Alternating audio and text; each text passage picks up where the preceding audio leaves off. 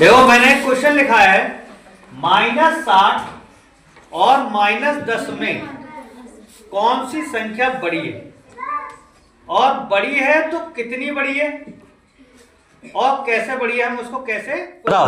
कौन संख्या बड़ी है? सर 10। 10 बड़ी है? यस। -10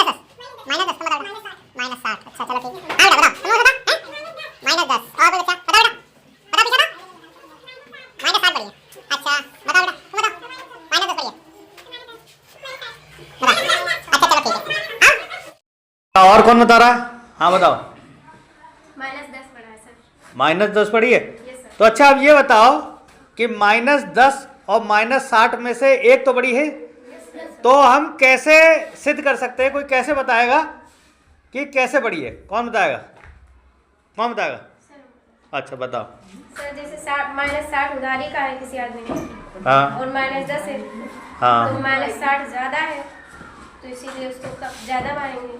चलो ठीक ठीक, इनके लिए ताली हो जाओ सब बच्चे। पहले देखो, विद्यांशु ने बताया कि जिस -10 बड़ी है, -60 छोटी है।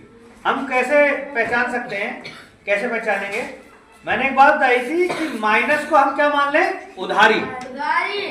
तो जिसके ऊपर ज्यादा उधारी होगी वो क्या होगा?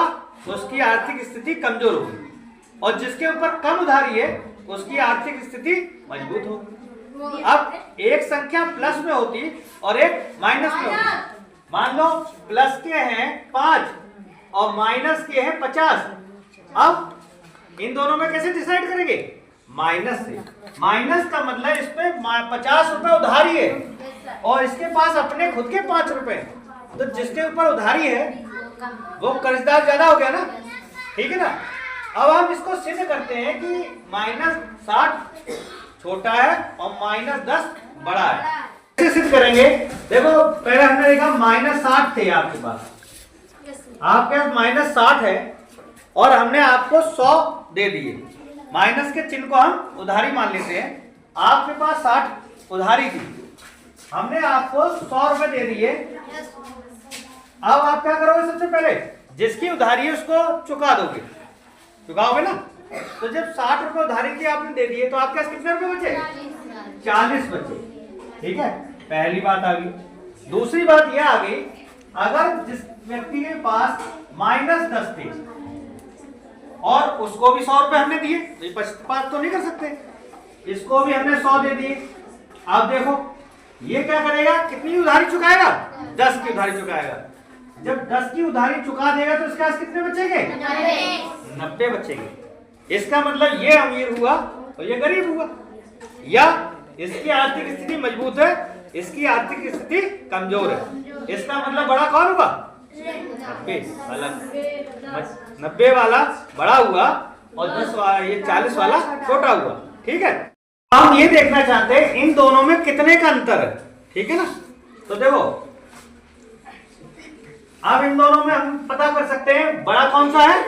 -10 बड़ा है, -60 छोटा है, तो उसके ऊपर उधारी ज्यादा है। तो हमने -10 में से कितने घटाए? -60।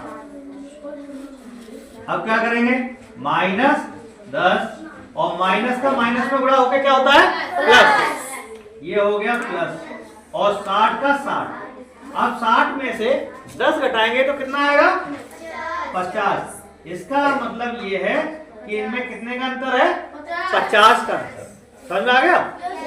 जितना माइनस में ज्यादा होगा वो उतना ही छोटा होगा, और जितना माइनस में कम है वो बड़ा होगा। अब अगर प्लस में और माइनस में अगर तुलना की है तो प्लस वाला तो बड़ा है ही है, माइनस वाला तो चाहे कितना भी हो वो छोटा ही रहेगा। समझ में आ गया?